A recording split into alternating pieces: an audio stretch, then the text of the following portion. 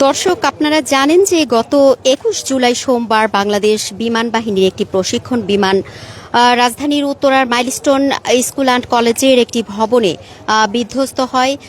সেই প্রশিক্ষণ বিমানের পাইলটও নিহত হয়েছেন। আমরা জানতে পেরেছি দুজন শিক্ষক মারা গেছেন এবং অনেক কোমলমতি শিশুও পৃথিবীর মায়া ত্যাগ করে চলে গেছে। দর্শক, এই মুহূর্তে আমি আছি রাজধানীর উত্তরা মাইলস্টোন স্কুল অ্যান্ড কলেজের সামনে, যেখানে প্রশিক্ষণ বিমানটি বিধ্বস্ত হয়। তা আমরা সকাল থেকে এখানে অবস্থান করছি। আসার পর থেকে দেখছি যে আজকে যেসব গণমাধ্যম কর্মী এসেছেন বা এমনি পথচারী এসেছেন, তাদেরকে কাউকে ভিতরে প্রবেশ করতে দেওয়া হচ্ছে না। আমরা ঢোকার চেষ্টা করেছিলাম, তো এখানে ঢুকতে দেওয়ার অনুমতি আর দেয়া হচ্ছে না।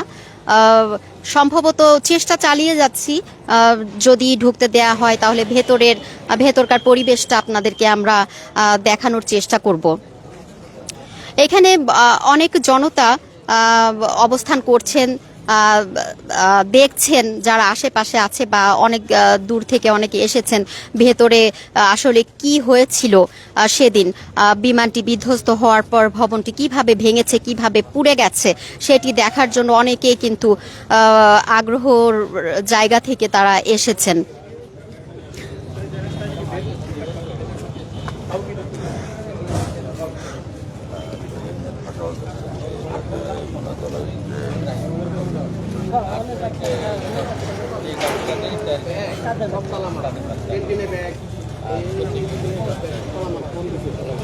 ভাইয়া, গণমাধ্যমকে কি আজকে ঢুকতে দেওয়া যাবে না? ম্যাডাম, আমাদের তো নিষেধ করছে উপরে থেকে, ঢুকতে একেবারেই দেওয়া যাবে না। আবার তো নিষেধ করা আছে। আমাদের বললে হবে না, অন্য কাউকে বলে দেখতে পারেন।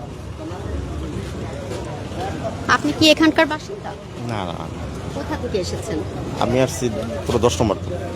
কেন এসেছেন? দেখার জন্য? দেখার জন্য। কি শুনেছিলেন, এখানে কি হয়েছিল? এই যে বিমান দুর্ঘটনা হচ্ছে, বিষয়টা কেমন লাগছে, কিভাবে দেখছেন আপনারা সাধারণ মানুষ? এটা আসলে খুব খারাপভাবেই দেখতেছি। মানে খুব মর্মাহত, বাচ্চা কাচ্চা, স্কুলের বাচ্চা মারা গেছে।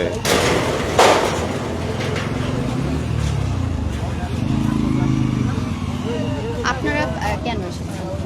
আমরা দেখতে আসছি। আমার মেয়ে হচ্ছে এই স্কুলেই পড়ে, ক্লাস নার্সারিতে। গত 2 দিন ঢুকতে দেওয়া হয়েছে, কিন্তু আজকে হচ্ছে ঢুকতে দেওয়া হচ্ছে না। কিন্তু কেন ঢুকতে দেওয়া হচ্ছে না, এটা হচ্ছে আমাদের প্রশ্ন। আমরা আমাদের সন্তানের দুঃখ কষ্ট বলার জন্য এখানে আসছি, অনেক বাবা মার সমবেদনা জানানোর জন্য আসছি, কিন্তু আমাদের ভিতরে ঢুকতে দেওয়া হচ্ছে না। এই গোপনীয়তা কেন, আমরা জানতে চাই। যখন এই দুর্ঘটনাটা ঘটে তখন আপনার মেয়ে বললেন যে এই স্কুলেই হচ্ছে সে পড়াশোনা করে, তো তখন সেই মুহূর্তে সে কোথায় ছিল? আমার মেয়েকে নিয়ে তখন আমি বের হয়ে গেছি, কারণ হচ্ছে আমাদের হচ্ছে 12টার দিকে ছুটি হয়ে যায়। হ্যাঁ, তখন আমরা চলে যাই আর কি। তারপরেই হচ্ছে এই ঘটনাটা শুনতে পাই।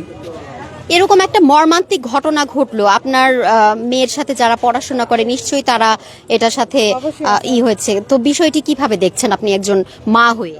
না, আমরা একজন মা হয়ে আমি এটার তীব্র নিন্দা জানাচ্ছি, প্রতিবাদ জানাচ্ছি।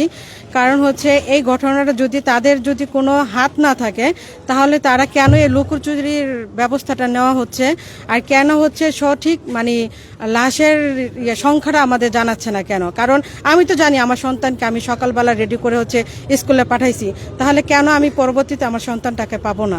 জীবিত না পাই আমরা তো, যেহেতু মারা গেছে শুনতেছি, তাহলে আমরা লাশটা তো পাবো, তাই না? আমাদের লাশটা তো বুঝাই দিবে। তাহলে এই লাশগুলো কোথায় গেল? আমাদের প্রশ্ন হচ্ছে এটা, যে আমাদের লাশগুলো বুঝাই দেয়, কিন্তু আমাদের লাশগুলো কোথায়, এটা জবাব তাদের দিতে হবে। আপনি এই যে এরকম মর্মান্তিক একটা ঘটনা এখানে ঘটে গেছে, বিষয়টি আপনার কাছে কেমন লাগছে সাধারণ মানুষ হিসেবে, একজন বাবা হিসেবে, একজন অভিভাবক হিসেবে?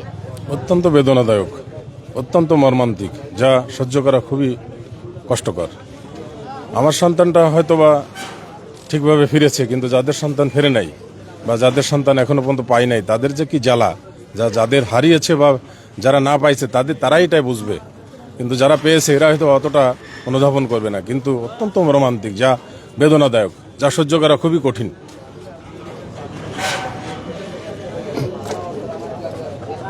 দর্শক, এখানে অনেক অভিভাবক এসেছেন কিংবা আশেপাশে থেকে যারা আছেন তারা কিন্তু এই মর্মান্তিক ঘটনার দৃশ্যটি ভেতর থেকে যাতে দেখতে পায় তারা, সেজন্য কিন্তু অনেকেই এখানে জড়ো হয়েছেন, কিন্তু কোনোভাবেই কাউকে আজকে প্রবেশ করতে দেয়া হচ্ছে না। এমনকি গণমাধ্যম কর্মী আমরা যারা এসেছি তাদেরকেও প্রবেশ করতে দেয়া হচ্ছে না। বিষয়টি কেন সেটি বলতে পারছি না। এখানে যিনি দায়িত্বরত সিকিউরিটি গার্ড রয়েছেন তাকে আমি জিজ্ঞাসা করলাম, তিনি বলেছেন যে কর্তৃপক্ষ তাকে নিষেধ করে দিয়েছেন যেন কেউ প্রবেশ করতে না পারে।